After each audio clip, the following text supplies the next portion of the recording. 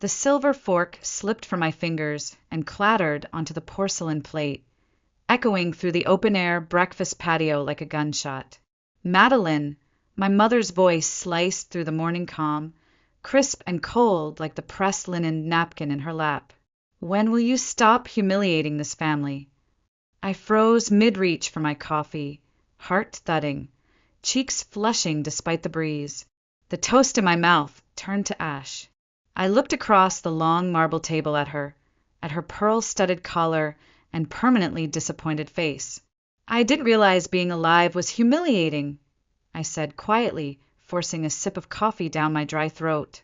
Don't be clever, my father snapped without even looking up from his tablet. Your sister manages to dress appropriately for family meals. Across from me, Harper glanced down at her perfectly tailored navy suit, the kind of outfit you could wear straight to a board meeting after pancakes. She shifted uncomfortably, her expression somewhere between pity and apology. I glanced at myself, paint-stained overalls, hoodie zipped halfway, hair still damp from last night's shower. I had come straight from the studio, from working, from living. I was at the gallery late, I said flatly. I didn't exactly have time to change into pearls for eggs Benedict. My mother's lips tightened. So this is your life now? Smearing colors on canvas and calling it contribution. They're called paintings, I muttered. And yes, they sell. To real buyers. My father scoffed, finally putting down his tablet. Buyers with no taste, clearly. You know, Madeline, I used to think this was just a phase. But now, you're 28, still living in that shack we call a guest house, chasing a fantasy that contributes nothing. My fingers curled around the coffee mug. I have integrity. I have freedom. That's worth something. Freedom, he laughed dryly. Is that what you call mooching off your parents? I said nothing. Your rent doesn't even cover the water bill, my mother added, eyes narrow. It's a courtesy, one we extended because we assumed you'd grow out of this mess. Harper cleared her throat. Maybe we can talk about something else. The weather's been. Stay out of this, my father and I said in unison. She sank back into her seat, silent again. I took a slow breath, then set my mug down. You're right. There was a pause. I can't do this anymore, I said, standing. Not one more meal where I have to justify my existence. Don't be dramatic, my mother hissed. Sit down, Madeline. But I was already moving, chair scraping the stone floor. I stepped off the patio, heels clicking against the tile, then into the manicured lawn barefoot. The grass was cold against my skin, wet with dew. I could feel their eyes on me. My father silent, my mother seething, Harper stunned. But no one called me back. At the edge of the lawn, I turned around. I didn't ask to be born into this, I said, but I'm choosing not to let it define me anymore. I left the rest unsaid. Then I walked away from the table, the house, the expectations that had suffocated me since childhood. The wrought iron gate creaked open with a slow groan, and as it clicked shut behind me, I didn't look back. The silence in the guest house was deafening. I stood in the center of the tiny living room, surrounded by mismatched furniture and half-finished canvases propped against the walls, and suddenly it all felt wrong. Not because it was small or chaotic, but because it was borrowed. A space allowed, not owned. A space that came with a leash. I kicked off my paint-splattered sneakers and walked barefoot over the concrete floor, cold and gritty. My suitcase lay open on the bed. I grabbed the nearest stack of clothes and stuffed them inside without folding. My heart pounded like a warning siren, or maybe a countdown. Either way, I wasn't going to wait for the explosion. My phone buzzed on the counter. Harper, I'm sorry. They shouldn't have said those things. I stared at the message, then locked the screen without responding. Her pity burned worse than their contempt. I went to the bathroom, grabbed my toothbrush, a half-empty jar of moisturizer, and my sketchbook, the only thing that had ever felt like a journal worth keeping. Pages of color and chaos and unspoken words. Pages they never asked to see. By the time I zipped the suitcase shut, my hands were trembling. A knock at the door made me jump. Madeline. It was Harper. Her voice was cautious. "Can we talk?" I hesitated. Then, slowly, I opened the door. She looked at the suitcase first, her eyes widening. "You're leaving?" "I have to," I said. I can't do this anymore, Harper. I've been drowning for years and calling it compromise." She nodded slowly, as if she'd known this was coming but hoped it wouldn't. "Where will you go?" I let out a short, humorless laugh. "No idea, but it'll be somewhere where I can breathe." "I want to help." "No," I said quickly. "You're still part of that world. You may not agree with them, but you live by their rules." "That's not fair." "Neither was the way they've treated me my entire life." She said nothing after that, just stood there, watching as I dragged my suitcase to the door. I paused for a moment, gave her a small, weary smile. "Take care of yourself." "You too." And with that, I walked out. The sun was bright, too bright, and it made everything feel raw and exposed. I tossed the suitcase into the trunk of my battered Corolla and slid into the driver's seat. The leather was hot. The AC sputtered once, then gave up. I didn't care. As I pulled out of the driveway for the last time, I glanced in the rearview mirror. Two silhouettes stood at the upstairs window of the main house. My parents, watching, stone-faced. They didn't wave. Neither did I. Instead, I raised one hand in a mock salute and drove. I didn't know where I was headed, only that west felt right. Toward the ocean, toward noise, salt, and motion.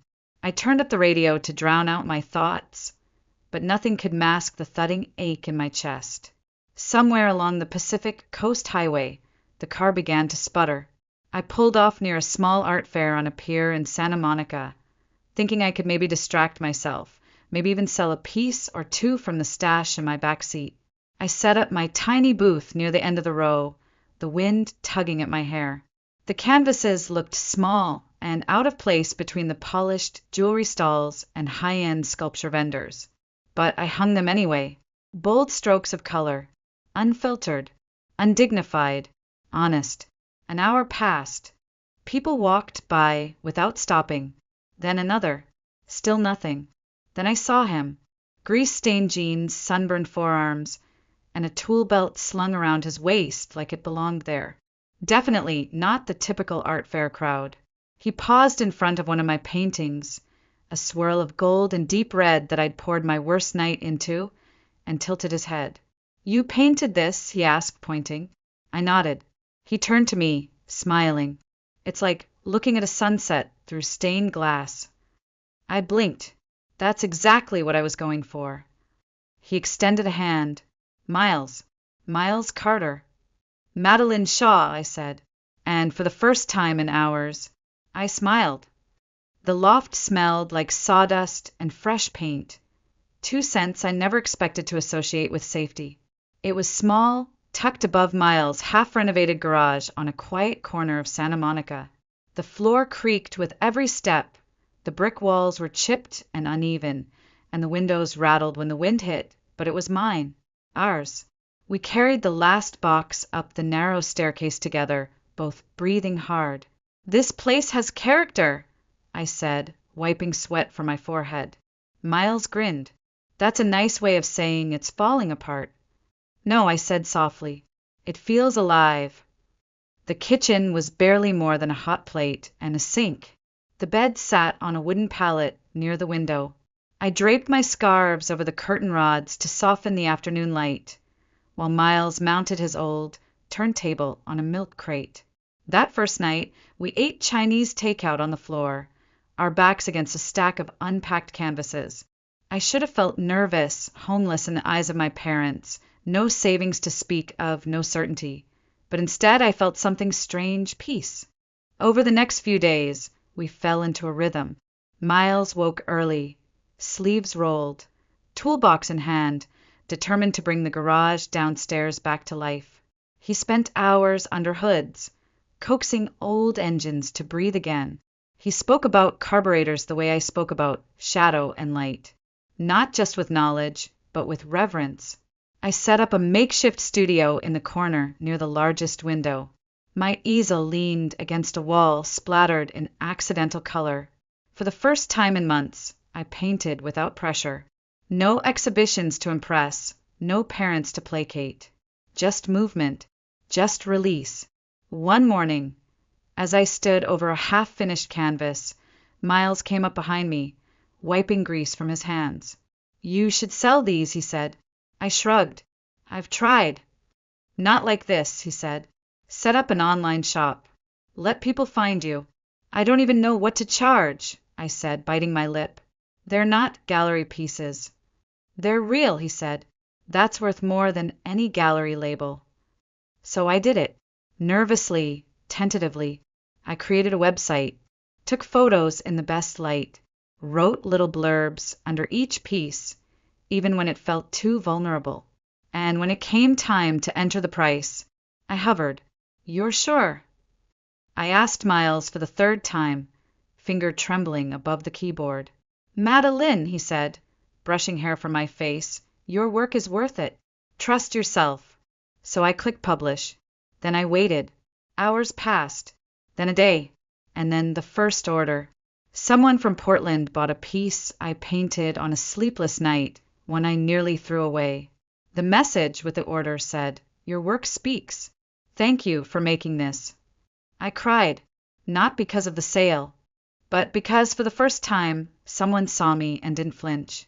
More orders trickled in, then commissions, then a blog wrote about my raw, unfiltered approach to trauma and identity.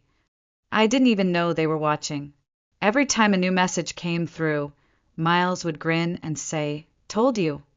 One afternoon, I returned from the post office to find him standing in the middle of the garage, staring proudly at a vintage Mustang he'd just finished restoring. He looked up at me, smudged with oil and sunburned, and said, "She's beautiful, huh?" "She is," I said, "but you know what's better." He raised an eyebrow. "This life," I whispered. "We built it." That night, we celebrated with gas station wine and grilled cheese sandwiches.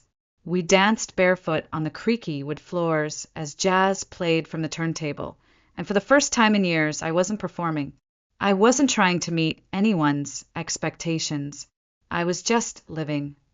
The rain had been threatening all day, thick clouds pressing against the skylight, casting everything in a bruised gray hue. I was knee-deep in a new piece, charcoal on canvas, bold and messy when the knock came. 3 sharp raps, urgent and uneven. I froze. Miles was still at the garage. We weren't expecting anyone. I opened the door, cautiously, and there she was. Harper. Except it wasn't the version I remembered. Gone was the immaculate bun, the flawless suit. Her blouse was wrinkled, collar askew. Her eyes, usually sharp and alert, were ringed with dark circles. And when she spoke, her voice cracked. "I didn't know where else to go," she said. I stepped aside, wordlessly. She stood just inside the doorway, arms wrapped around herself, as if unsure whether she was allowed to fall apart in front of me. "What's going on?" I asked. She took a deep breath and broke. "Dad's being investigated. Financial crimes, embezzlement, kickbacks, stuff I don't even understand. It's all over the news now." I stared at her. "Wait, what?" "He used the foundation as a shell," she said, voice flat. "Funneled money through dummy contractors. Years of it. Someone finally blew the whistle." I lowered myself onto the edge of the futon. Why would he do that? He already had everything. "I think he thought he needed more," she said, looking down. "Or maybe he just didn't think he'd get caught." "And Mom?" "She's a wreck. Says she didn't know. I don't know if that's true." The silence stretched between us. Only the soft patter of rain on the roof filled the space. Harper looked at me then, truly looked at me, and I saw something in her I'd never seen before. Humility, desperation, fear. "They're going to lose the house, Maddie. Everything. They don't have liquid assets. Legal fees are mounting, and they need help." My heart clenched. Old reflexes kicked in, guilt, duty, panic. but I pushed them back. They need me now, I said slowly, because there's no one else left. Harper flinched, but nodded. You're not wrong. I begged them for years to see me, I whispered. All they saw was Harper the Perfect, and now I'm the only branch left to cling to. I'm not asking you to fix it, she said quietly, but maybe just talk to them. They won't listen to anyone else. I looked around our small space, the chipped counters, the open canvas, the laughter that still hung in the corners from last night's dinner with friends. This life was hard-earned, fragile, precious. If I go back, I said carefully, it won't be as their daughter trying to prove something. I won't grovel. I won't offer money. She nodded. I'll go as myself. For me. That's all I hoped for, she said. Just don't let their brokenness break you again. Later that night, I sat curled on the couch, a blanket over my knees, the room dark except for the soft glow of the salt lamp Miles gave me for my birthday. I told him everything. He didn't interrupt, just sat beside me, silent and solid. When I finished, he reached over and took my hand. Whatever you decide, he said, I'm with you. I don't know what to do, I admitted. Part of me wants to help. Part of me wants to watch them burn. He nodded. Then maybe it's time you write the ending to that chapter. On your own terms. I looked at our space again. This wasn't just a home. It was a boundary, a line I had drawn in the sand. Tomorrow I'd see them. But I wasn't the same girl who walked barefoot off that lawn. Not anymore. The hallway smelled like mildew and old wallpaper. I stared at the peeling gold numbers on the door, 3B, and took a breath so deep it hurt. My hand hovered over the frame, knuckles pale. I hadn't seen them in person since the day I walked out barefoot with nothing but a suitcase and a cracked voice. I knocked. There was a shuffle, then the slow creak of hinges. My mother opened the door, and for a moment we both just stood there. She looked thinner. Her perfectly coiffed hair was pulled back in a loose, careless twist. No pearls, no lipstick, just a pale cardigan button wrong and eyes that looked tired in a way makeup couldn't hide. Madeline, she said softly, as if saying the name summoned an ache. Hi, Mom. She stepped aside. Come in. The apartment was dim, cluttered with legal envelopes and takeout containers. Nothing like the mansion I'd grown up in. The marble, the vaulted ceilings, the smell of lemon polish and power. This place smelled like fear and reheated rice. My father sat on the couch, his back curved slightly, TV remote in hand though the screen was off. He looked up when I entered and stiffened. Well, he muttered. You came. I'm here to talk, I said. About what? He snapped. How we ruined your life. Go ahead. Get it out. Pile on with everyone else. I blinked at the bitterness. No, I said evenly. I'm not here to gloat. He huffed. Then what, Madeline? You want to see the consequences of our mistakes? You want us to beg? No, I said again, this time quieter. I want you to understand what it felt like to be your daughter. My mother sat slowly in the chair across from him. Madeline, we thought we were pushing you toward your potential, toward success. No, I said, voice tightening. You were pushing me toward your version of success. You never asked me what I wanted. You never saw me, just Harper's opposite. Her shadow. That's not fair, my father muttered. Isn't it? I said, every time I brought you a painting, you asked why it wasn't a law degree. Every time I chose color, you told me I was wasting time. Every meal turned into a tribunal. We wanted stability for you. You wanted control, I said, and the silence that followed confirmed it. My mother's eyes were glassy now. We were scared, she whispered, of losing you to a world we didn't understand. Art, it's not a life we know how to support. Then you could have just loved me through it. My father stood, paced, then turned sharply. So what now? You show up and tell us we failed. And then what? You drive back to your bohemian fantasy and feel righteous. I stood, too, no longer afraid of his volume. I came to see if you were okay, I said. Not because you earned it, but because I needed to know I could face you and still be me. My voice wavered, but I didn't look away. I'm not going to write a check. I'm not going to fix this for you. But I'm also not going to carry it anymore. The shame, the guilt, the responsibility to be who you wanted. My mother reached for my hand, but I pulled back. I love you, I said quietly, but I won't set myself on fire to keep you warm. My father sat down slowly, the fight leaking out of him. We thought we were doing the right thing, he said, more to himself than to me. I know, I whispered, but you were wrong. The weight in the room shifted, not lifted, not yet, but acknowledged. And for now, that was enough. The space smelled like linseed oil, fresh varnish, and engine grease, an odd combination that had somehow become home. String lights hung in lazy arcs across the exposed beams. Canvases lined one side of the open room, each mounted carefully on reclaimed wood panels. On the other side, a candy apple red Mustang gleamed beneath soft light, Miles' pride and joy. The door opened again, and the bell above it jingled. More guests, more laughter, more voices rising in surprise and admiration. This is incredible, Maddie, someone whispered behind me. I turned. Harper. She stood near the entry in her signature blazer and heels, though something about her posture had changed. She looked softer, like she'd finally put the mask down. You came, I said, blinking. I wouldn't miss it, she replied, her voice warm. You did this. I looked around at the people wandering through the space, pointing, smiling, studying brushstrokes and bodywork alike.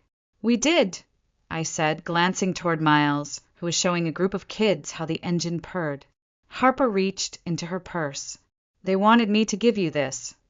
She handed me a cream-colored envelope, my name written on it in my father's precise, slanted handwriting. I hesitated, then opened it. Inside was a single card. Madeline, we are proud of the woman you've become and the life you've built. We were wrong to try and change you. If you're willing, we'd like to get to know you. Not the version we tried to shape, but the real you. The one with paint on her hands and fire in her voice. The one we never really saw. With love and admiration, Mom and Dad. I stood frozen, the words vibrating through my bones. For a second, the room blurred. Harper touched my arm. It's not perfect. They're not perfect, but they're trying. I nodded, folding the card and slipping it into my pocket like something sacred. Later that night, when the crowd had thinned and the air buzzed with the residue of celebration, I stepped out onto the sidewalk with Miles. The sky was velvet dark, scattered with the kind of stars that made you forget you were in the city. We walked in silence for a few moments, hand in hand. So, he said, finally breaking it, what's next for us, Madeline Shaw, soon to be Carter? I laughed quietly, leaning into his shoulder. I don't know. And I didn't. But for the first time, not knowing felt like possibility, not fear. Inside that studio, I had found more than purpose. I had found voice, boundaries, love that didn't ask me to shrink, a family I chose, and somewhere in the wreckage of my old one, maybe, just maybe, something new could begin. The truth was simple. I had spent a lifetime trying to paint the perfect picture for people who only saw what they wanted. But now I was creating the masterpiece of my own life, and I was no longer asking anyone to approve it.